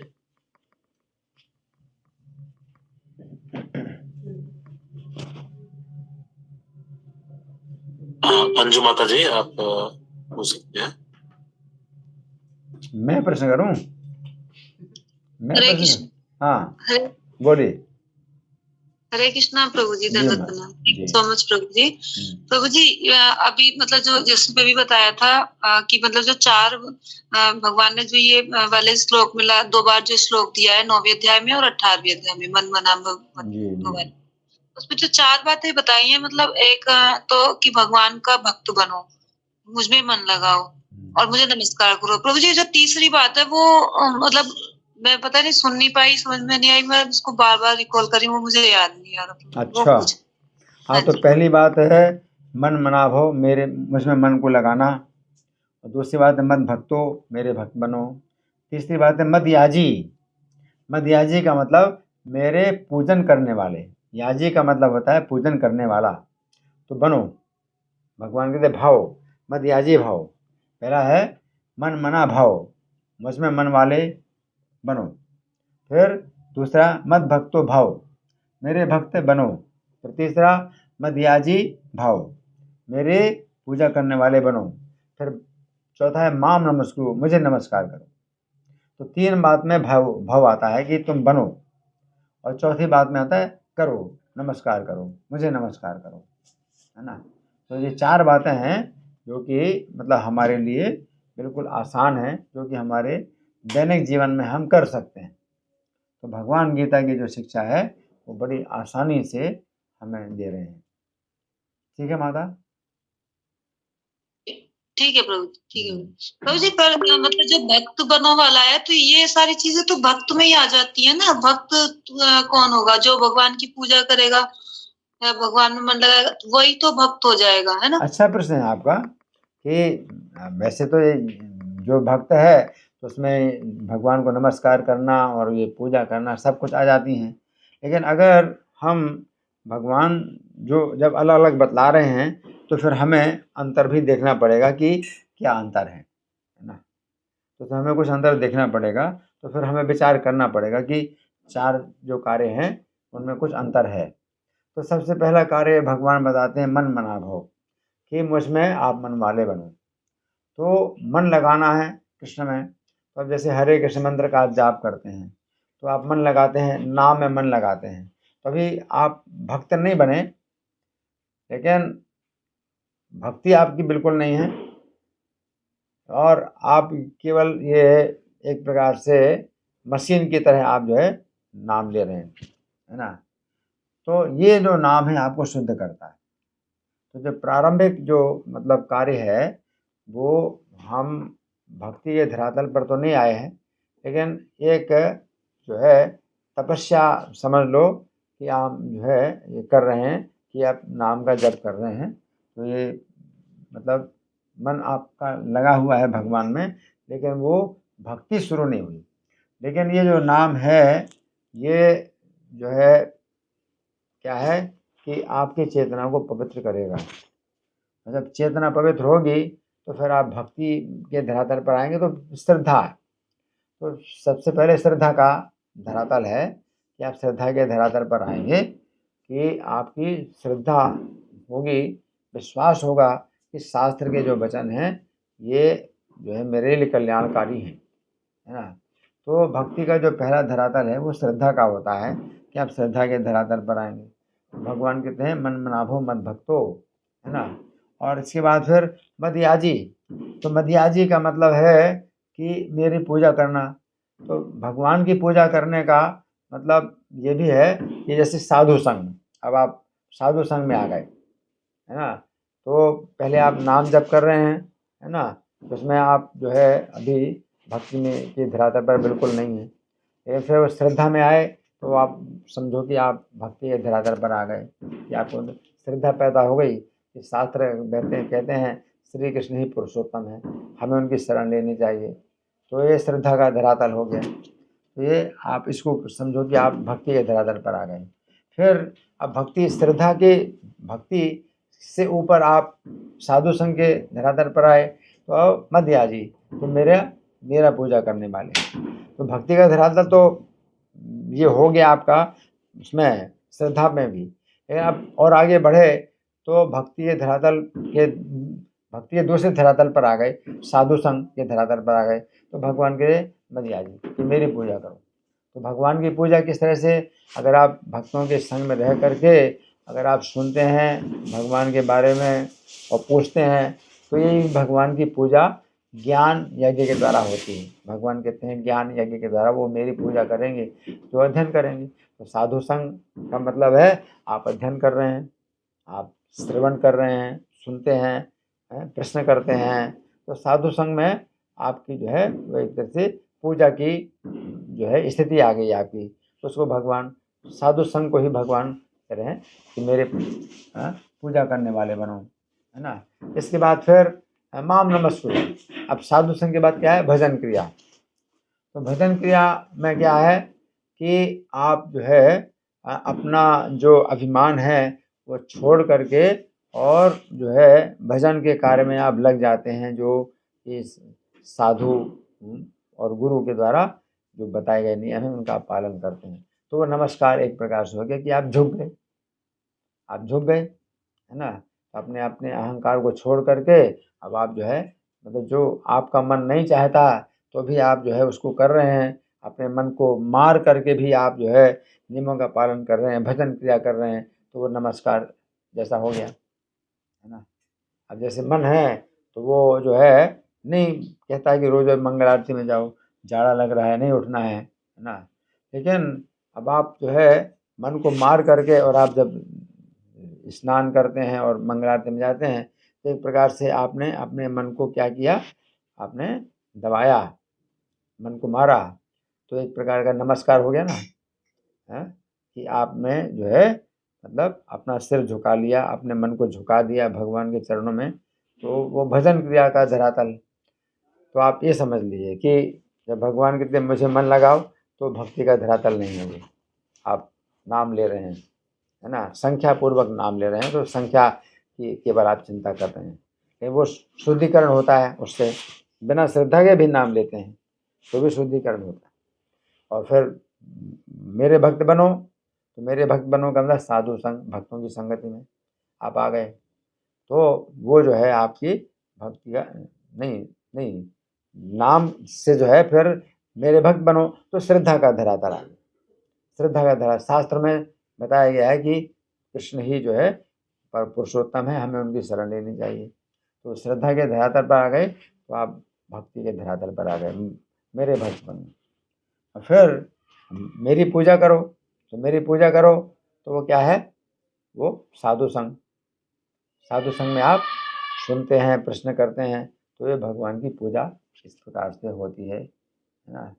और फिर नमस्कार करो, तो भजन क्रिया के धरातल पर आ गए कि अपने जो मन के जो अभिमान है उसको आप जो है नष्ट करके और झुक रहे हैं, भगवान के सामने झुक रहे हैं।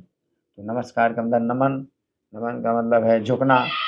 तो आप जो है झुका रहे हैं अपने मन को, अपने शरीर को झुका रहे हैं और भगवान के भजन में लगे हैं। तो नमस्कार का मतलब फिर ये हो, इस तरह से भी इसको समझा जा सकता है। ठीक है माता जी, हरि बोल। ठीक है, हरे कृष्णा प्रभु, थैंक यू सो मच प्रभु। हरे कृष्णा। तेजस्विनी माता जी, आप अनम्यूट कर सकते हैं। हरे कृष्ण प्रभु जी, धन प्रणाम। प्रभु जी बहुत ही सुंदर आपने व्याख्या की। प्रभु जी मेरा प्रश्न ये था कि जैसे भगवान कहते हैं कि हर कर्म में कुछ ना कुछ दोष होता है, लेकिन हमें अपने कर्तव्य को करना चाहिए। तो जैसे कि अगर कोई वैश्य है जो कि मतलब पैसे कमाने के लिए झूठ बोलता है या मांस बेचता है, तो क्या प्रभु जी उसे फिर वो कर्म नहीं लगता? नहीं, इसमें देखिए भगवान जब बताते हैं कि प्रत्येक कर्म में दोष है, तो ये 4 प्रकार के जो वर्ण हैं, ब्राह्मण, क्षत्रिय, वैश्य, शूद्र, उनके स्वाभाविक कर्म बताए गए, है ना। तो स्वाभाविक कर्म जो है, जो शूद्र का जैसे स्वाभाविक कर्म है, तो शूद्र का स्वाभाविक कर्म क्या है कि जो है सेवा करना। हाँ, तो सेवा में बहुत दोष है। कोई मालिक जो है कोई कार्य देता है और वो अनुचित कार्य भी होता है और शूद्र को वो करना होता है। या मान लीजिए शूद्र को सफाई का काम कर रहा है, तो सफाई में भी बहुत कीड़े हैं, उनकी भी हत्या हो रही। सफाई कर रहे हैं, झाड़ू लगा रहे हैं, उसमें हत्या हो रही। तो इस तरह से प्रत्येक कार्य में दोष है। जैसे शूद्र का कार्य है तो उसमें दोष है, स्वामी की आज्ञा का पालन कर रहा है वो, तो वो गलत हो सही हो उसको काम करना है। और उसी प्रकार से शूद्र से ऊपर है वैश्य। तो वैश्य का जो है व्यापार है या खेती है, तो खेती में भी जो है बहुत से जीवों की हत्या होती है, हल चलाने में भी, खेती करने में, और व्यापार करने में भी बहुत दोष होता है। व्यापार में जो है अपने ग्राहक को झूठ बोलना पड़ता है कि मैं आपसे तो कोई फ़ायदा नहीं ले रहा हूँ, तो वो फ़ायदा अगर नहीं ले रहा है तो कैसे वो व्यापार करेगा। कहता मैं आपसे कोई फ़ायदा नहीं रहा हूँ, मुझे तो नुकसान हो रहा है, मैं आपको नुकसान में दे रहा हूँ। ये कोई माल लेता है तो मेरा तो इसमें बहुत घाटा हो रहा है, लेकिन आपको मैं दे रहा हूँ। तो ऐसे वो बोलना पड़ता है झूठ। तो व्यापार में झूठ में जो है दोष नहीं है, क्योंकि व्यापार में इस तरह से आवश्यकताएं हो जाती हैं। और क्षत्रिय का जैसे अर्जुन के लिए तो ये इतनी बड़ी हत्या और कुटुंब की हत्या, तो सब जो हो रही है तो बड़ा ही जो है ये इसमें दोष है।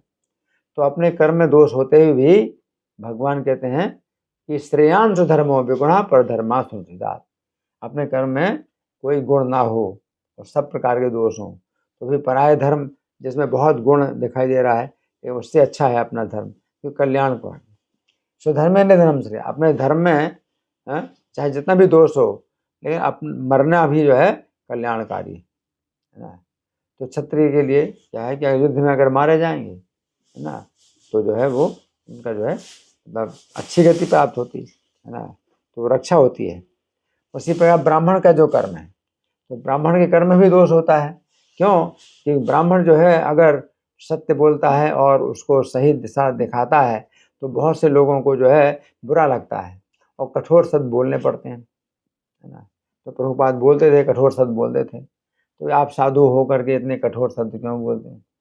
तो दोष तो है, दोष तो है, अप्रिय बातें होती हैं उसमें उपदेश में और बोलना पड़ता है ना, निंदा होती है, हमें करना पड़ता है निंदा। तो इसमें जो है ब्राह्मण के कर्म में भी जो है दोष है ना।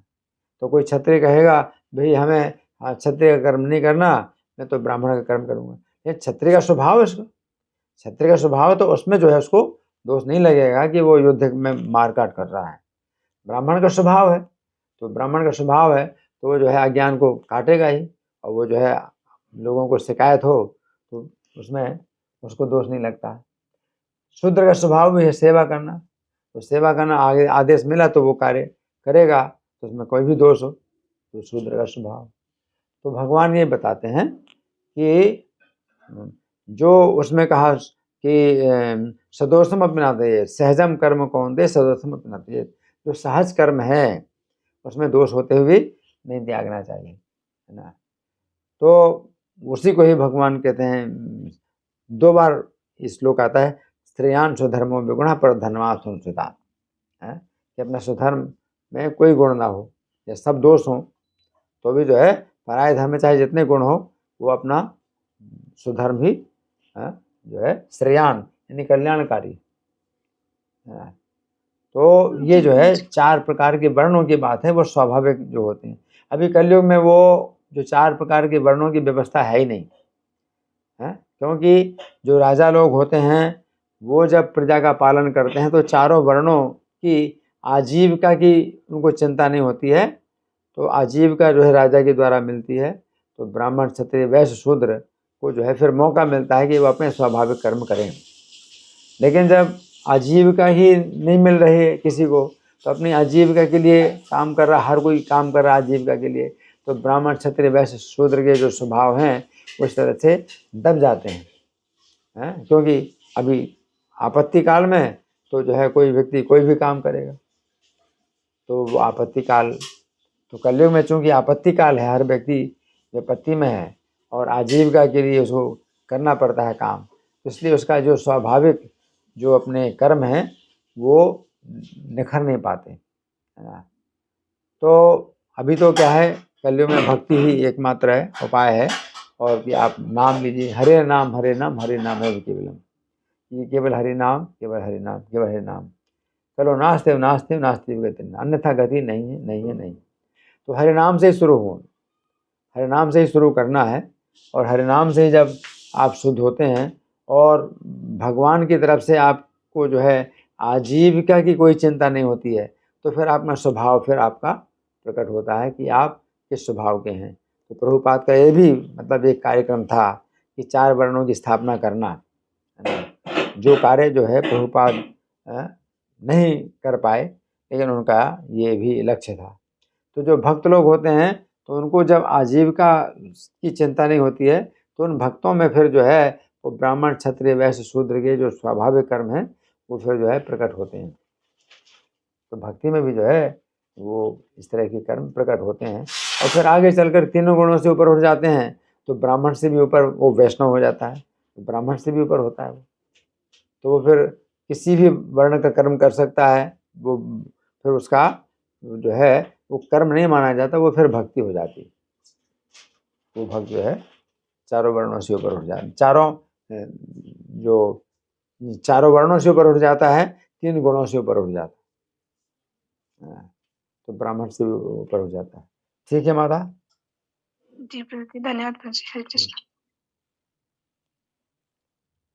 हरे कृष्णा। थैंक यू प्रभु जी, बहुत सुंदर, इतना सुंदर हम लोग को बताने के लिए पूरा गीता का समरी 18 अध्याय का, 9 अध्याय सुबह 9 अध्याय शाम में, और हमारे इतने सारे प्रश्नों का उत्तर देने के लिए अच्छे से। प्रभु जी आप जो बुक है प्रभु जी श्री भगवान ने कहा, प्रभु जी उसको कैसे, जो ऑनलाइन डिवोटी है कैसे उसको ले सकते हैं, मंगा सकते हैं, थोड़ा बताइए प्रभु जी इसके बारे में। हाँ, हमारे प्रद्युम्न प्रिया प्रभु हैं, वो आपको बताएंगे, आप लोग सुनिए।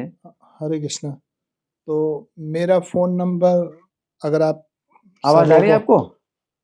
ठीक है, आ रही है। हाँ हाँ, अगर मेरा फोन नंबर आप सबको शेयर कर सकते हैं तो वो मैं QR कोड भेजूंगा, उसमें पैसा भेजेंगे, और एक पुस्तक लगभग 150 की और 200 के आसपास पड़ेगी, और 1900 रुपये का सेट पड़ेगा 22 किताबों का, और पोस्ट कराने के चार्ज सहित उसमें कुछ और भी किताबें दी जाएंगी, लगभग 25 किताबें होंगी पूरे सेट के साथ, तो वो आपको 2500 का पड़ेगा।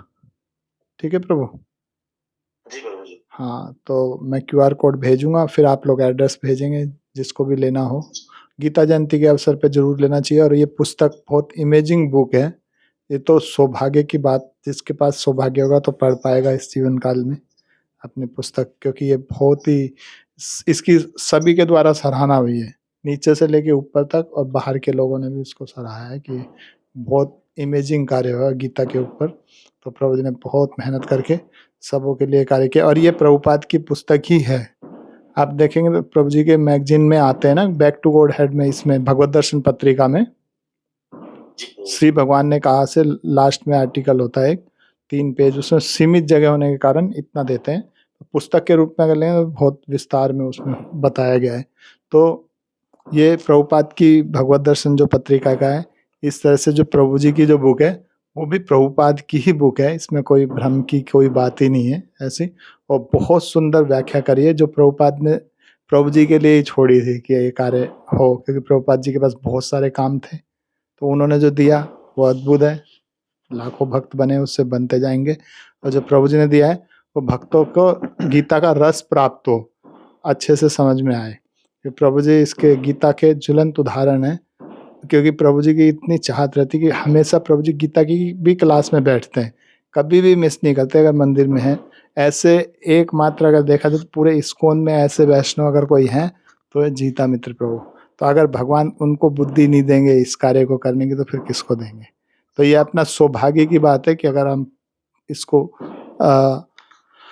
पढ़ पाएँ, और इससे बहुत प्रचार कार्य में भी सबको हेल्प मिलती है, लेक्चर भी देते हैं। तो आप मेरा फ़ोन नंबर शेयर कर दीजिए और जो भी लेना चाहें तो मुझसे संपर्क कर सकते हैं, ठीक है। हरे कृष्ण प्रभु, हरि बोल प्रभु। प्रभु जी अपना फोन नंबर चैट बॉक्स में डाल सकते हैं प्रभु जी अभी? मेरे को तो आता नहीं, आप डाल सकते चैट बॉक्स में, 1 मिनट डाल देते हैं। नहीं, आप बोल सकते हो। हाँ नहीं, नोट कर- चैट बॉक्स में डाल 1 मिनट भी डाल देते हैं। हैं? हाँ लिख भी लीजिए, चैट बॉक्स में भी डाल रहे हैं। 99 मेरा नंबर है, 99 सुन रहे प्रभु? जी प्रभु जी, जी प्रभु जी। हाँ 68 22 22 सुनाई पड़ा क्या? गायब हो गया। हरे कृष्णा।